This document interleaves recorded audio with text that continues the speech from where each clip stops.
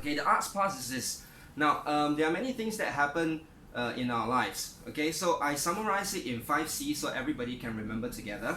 So the first C is the container. Yeah, first C is the container. How are you containing the information that is inside of your body? It's very important to understand that when you contain things, right? And what are the positive things that you are containing, whether it's the emotions, whether it is healthy thoughts, yeah? Is your body hiding some level of pain that you are not aware of, or injury that you want to just disconnect with? Do you feel big or small as a container? Are you a flexible container, for example? Are you a stiff one, right? Are you easily breakable? Yeah, so very 脆弱, right? So very weak. Or are you actually robust? So these are things that we can pay attention to when we are looking at ourselves as a container.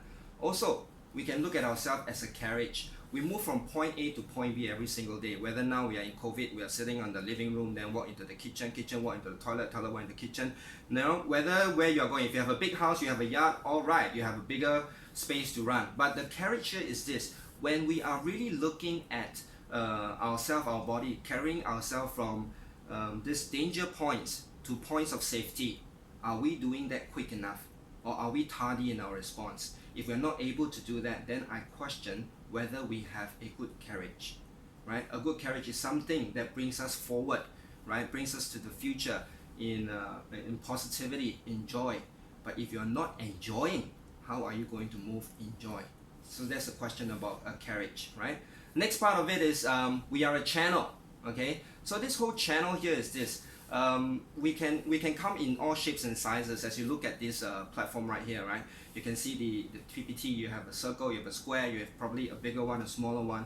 Question is, how are we becoming a good channel every single day in our lives? Are we intellectually open to receive information, to learn, right? If we have a platform such as this, are we picking up information, or are we actually not? We're just very withdrawn and not connecting to information that is coming in towards us. Another thing is, are we also authentically and freely expressing ourselves? If we are not, then this channel is not thorough, right? It's like a straw. It must come in, it must also be able to get out. So this is the channel we're talking about here. So pay attention to whether or not you have a good valve, because it's not just about receiving, right? It's also stopping.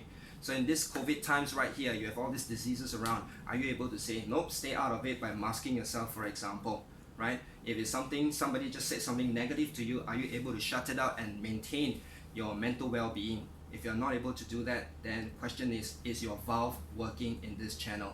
It's very important to take note of that. Okay, so, yeah.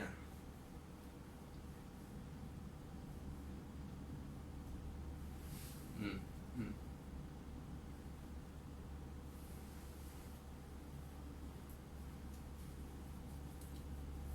Yes, that's exactly right.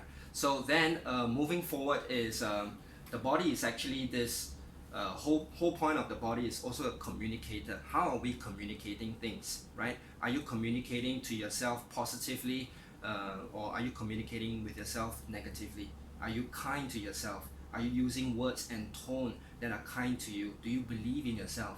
Because if you don't do those things for yourself, how are you going to do things for other people? If you're not kind to yourself, trust me, ladies and gentlemen, you will not be able to be kind to another person. The best relationship in life where you create with another person is first created by you, your connection with yourself. So we have to pay attention to what are we saying to ourselves, and also what are we not saying. Maybe we are not praising ourselves enough. Maybe we are needing recognition, right? But the fact that you are not saying, oh, good job, Vincent, but instead you are saying, oh, you're so stupid, Vincent, why can't you do better? And things like that is repeated over time get reinforced, and it becomes an unconscious pattern that you keep replaying all the time. And that's why chronic things happen. So chronic pain versus chronic pain. Chronic pain is telling you, like, there's this thing that you haven't been handling for a long time, right? So it keeps coming back as a signal, as a warning. So the warning is repeated, becomes reminder, until a point where you cannot handle it anymore. It becomes the last straw on the haystack, right? And then it breaks the donkey.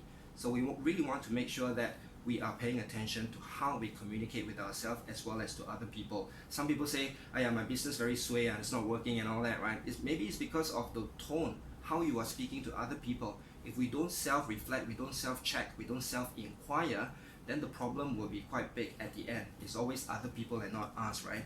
So that's one thing to pay attention to. Now the final one is our brain is also a creativity portal, right? When we are creating things in our head, we are always coming up with new things, fun things, right? But if there's another person, okay, because of the channel, right, you allow things to affect you and you stop your creativity, you cannot speak anymore, or you feel like you're not free to speak, and you stop expressing yourself, what's going to happen is your life is going to grow stale. When your life grows stale, then problem starts happening. You start seeing problems rather than you see solutions. In every problem, there lies a solution that is inherently inside of it. So how are you going to reframe the way you look at things, right? Sometimes people say, let's be a problem solver. I myself personally like to think of myself as a solutions provider, because if you think of the problems, yeah, you keep emphasizing on the problems. But if you are a solutions provider, you are telling people you have an arsenal of tools that is ready. I don't care what's coming, but I'm ready for whatever, I'll handle it. So in Chinese saying, we have 兵来将挡,水来土掩. So this is very important to understand. When there's soldier coming in, 将挡 means there's actually your soldier that is fighting, right? 水来土掩, when the waves are coming in, right? Are you putting on the sand and all that to block, right? Like Orchard Road some years ago, right? When the government said it will not flood, then flood again, right? So the whole process here is to prevent that flooding, okay? So that we can be very healthy individuals, starting with the body, starting with the mind, okay? So we can, I think the next slide is probably solutions or something like that.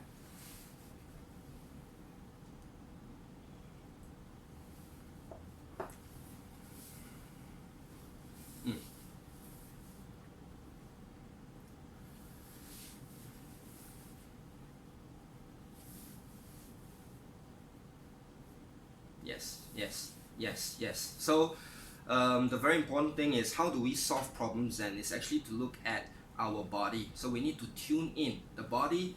Once you are awakened to it, most people would say, I don't know about body, why is so complicating? We know our mind. But the mind is a mental space that nobody have access to except for yourself. And because it's inaccessible to other people, how can they help you based on what they are saying, right? But with the body, yeah, you can actually tune into yourself, and it's empirical. You can find those answers within yourself, so you can face yourself. So instead of running away, you learn how to love, you learn how to embrace, you learn how to acknowledge. Yeah.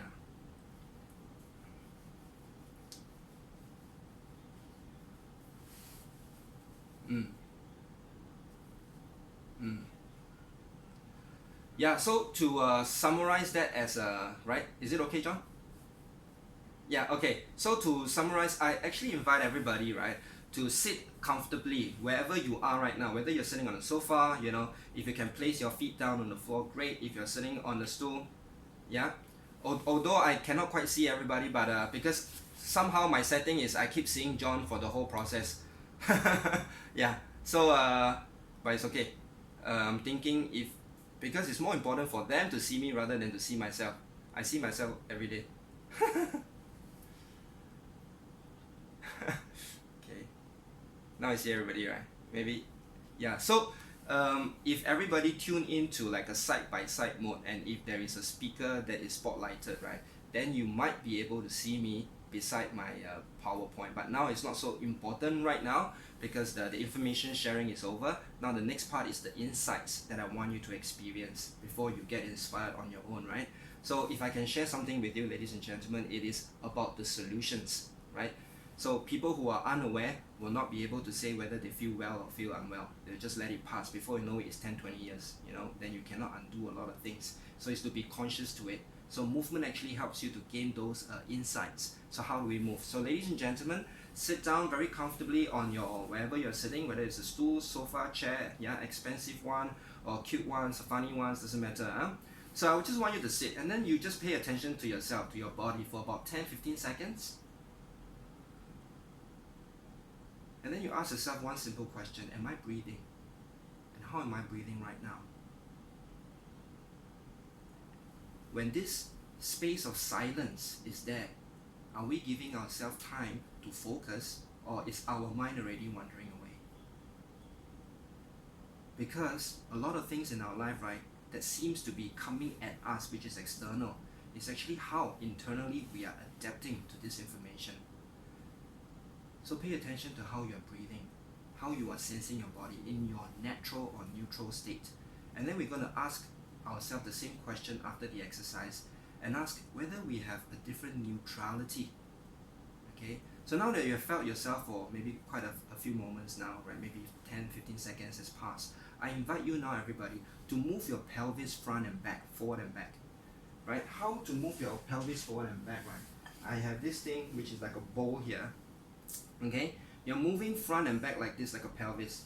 So what this is actually an anterior tilt of the pelvis as well as the posterior tilt, which is the front and back tilt. So you do that a few times, and what will happen is your spine starts to move along, yes or no? Some of you might feel the lower back moving along, some of you might feel the entire spine, some of you probably saying, my pelvis can move one man, right?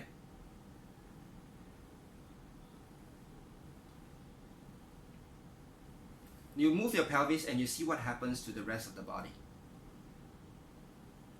And then during this process, you will find there's a wave, right?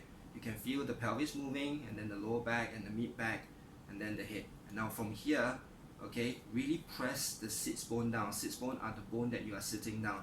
If you want to impress your friends, right, it's called the ischotuberosity. Yeah, so you actually did some training today, right? You can say, oh, ladies and gentlemen, I sat on my ischial bone today, okay? But you don't have to do that. Basically, it's a sits bone, S-I-T-Z, right? So the sits bone is what you're sitting on, okay? And then the next thing is you want to send the crown up towards the ceiling. Now, as you send the crown up to the ceiling, take the other finger, right, and just push the crown of your head higher and higher, higher and higher, to where you are feeling the sensation of your crown right now. Now, at this point, the most important thing is breathe. Because most of you might have stopped breathing. Because when you go into unknown territories, we are afraid and hence we hold our breath. Now, this is the central nervous system working to protect us. It's a survival instinct. And until we make this survival instinct aware to ourselves, we will not be able to change certain things. So change must really happen from inside out, ladies and gentlemen, right? So now release down, and once you have reached your head up, you have set your sits bone down. Question is, do you feel the same way as before? Is your neutral state now the same as when we first started before I said anything to you? I believe some of you felt something already, right? You felt perhaps your pelvis is more lifted. You felt there's more engagement in your lower back, in your pelvis, or in the front. Or some of you might feel the pubococcygeal muscles, right? Your pelvic floor muscles, to be simple, right? You might also feel the lower abdomen tightening. That's where the hip flexors are folding instead of crumbling, right? When the hip flexors are folding, you are setting yourself very nicely. But if it's crumbling, that means the spine is also affected. So if you can see me, you suddenly feel like I'm shorter, right? So this is something that you have power to access because it's your body and nobody can take that away unless you allow it. So from here, now I want to sit up really tall. It's not just about sit tall, you know, it's actually grounding yourself. Grounding yourself from the pelvis, from the sits bone, and reaching the crown away from the center so that you feel the elongation in the entire spine. That's right, John, you are doing very, very well because I only see you. Yeah. Yes. So this lengthening sensation is what you want to have. Now, next thing is because we are all stuck at home with the COVID, right? Maybe we feel some shoulder tension. So ladies and gentlemen, if you can partner me here, bring your finger interlace into an interlace, right? And then you push your palms all the way up and bring your shoulders along. Go to the highest point. And if you keep pushing all the way out, you might somehow feel, my God, I have a very long spine right here. You might also feel the ribs popping out in the front, yes or no? And some of you might feel the lowest abdomen lengthening, stretching. Keep doing that. And then from here, maintain that activity. Okay, it's active, not passive. Bring the head front and bring the head back. I've got headphones, it affects me a little bit, right? But I'm still moving around. So what this does is, it helps to loosen up the tension that is blocked because of you looking at the screen if you're looking down all the time, right? Unless during BNI meeting, right, what we are doing here is very simple. We just elevate so that we look at ourselves in a horizontal level. But when we are meeting on our own, we usually look down, okay? Now come back to neutral, ladies and gentlemen. Relax your shoulders, relax your arm. Let the shoulder bring the upper arm down. and melt away very, very slowly. The upper arm will lead the elbow will lead the forearms and the wrist and the hands, and slowly replace down. Don't do anything now, just experience your body. Feel the heart rate, feel your breathing. What is the body saying to you? Do you feel like, oh my God, this is something that I need? And we have only done it once, ladies and gentlemen. Now imagine you do this and perpetuate this good practice for a very long time. What would your body say to you every single day? Oh, thank you, darling, thank you, you know? So you want to be able to do that for yourself every single day. So this is just a tiny snippets of the kind of thing that I do on the somatic level. So my specialization is somatic, and somatic is really about, if you think about it simply, it's the application of neuroscience, right? How the brain controls the body, right? And you can access it very easily because it is tangible. The body is tangible. Your mind, however, I cannot see. So if no one can see your mind, how can they tell you how you are thinking? Only you know how you are thinking, right?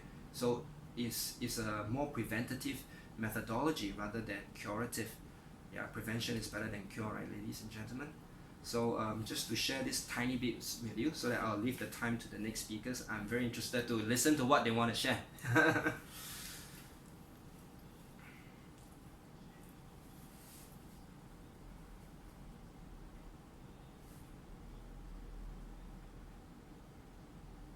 Mm.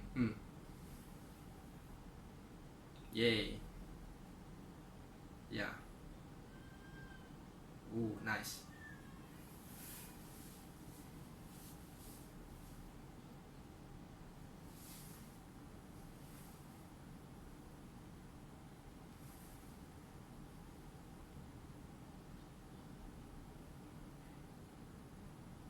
Oh, wonderful dinner, wonderful dinner. And we only did it once, I just remember. So you can actually use this for yourself every single day. And if you want to know more, I have links. I can share that with you later on.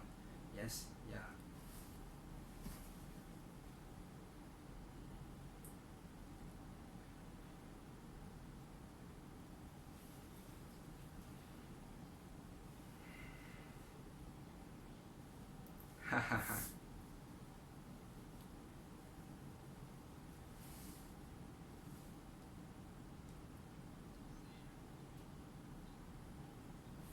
Yeah, thank you, Frederick. Yes.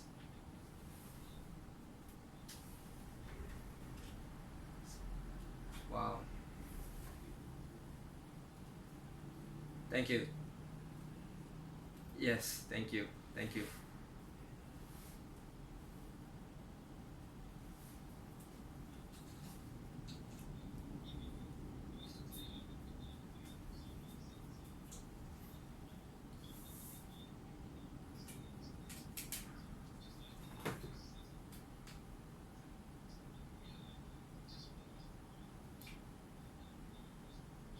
Oh, thanks, James.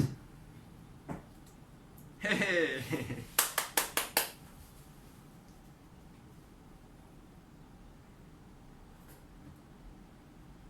Beautiful.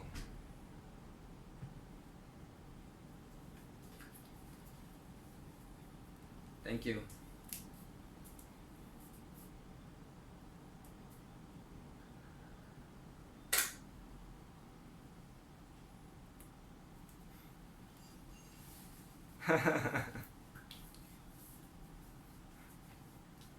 Yeah. So can I just add on a little bit, one more, right? Just one more. The postural change, right, actually is physical. Physical is always connected to posture. But if I can add on, it's not so much about changing your posture, but it's changing your level of presence. Because the presence involves more than just the physical body. The presence is how you feel, how you think, and everything must be encapsulated, or should I say, use this word, embodied. If that is not coming together, your mind, your body, and the heart, is like what you think, what you say, and what you do is totally different, right? You will be very incongruent. But when you have presence, that means you're fully in your body, you're fully here. Right now, I'm sitting in my living room, but connecting fully with you. You know, although I cannot really feel everybody like face to face, right? That's why we like the BNI face to face meeting every week. But because of this very interesting times here, we have to use very interesting methods as well. But so this is how we are connecting. So improve your presence daily, everybody.